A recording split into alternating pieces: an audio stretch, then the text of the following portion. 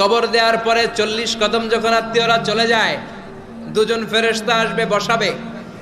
এই ঘটনাটা আমারও ঘটবে, আপনারও ঘটবে, বিশ্বাস হয়? প্রস্তুত আছেন তো? বসিয়ে দেয়া হবে। মুমিন বান্দাকে প্রথম প্রশ্ন করবে, আমার রব্বুক, তোর রবের নাম কি?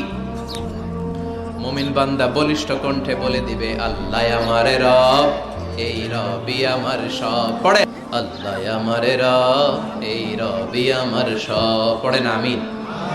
আমরা যেন আল্লাহ বলিষ্ঠ কণ্ঠে বলতে পারি, আল্লাহ আমার রব, তুমি কবুল করো। পড়েন আমিন। প্রথম প্রশ্ন খালাস। দ্বিতীয় প্রশ্ন, আমা দীনুক, তোর দিনের নাম কি, ধর্মের নাম কি? চিৎকার দিয়ে আমরা বলবো, আমাদের ধর্মের নাম।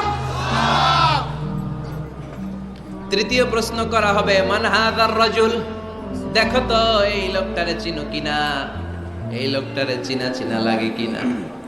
আমরা বলবো, চিনি মানি, এই লোকের জন্য আমরা দুনিয়াতে সব করতে রাজি ছিলাম।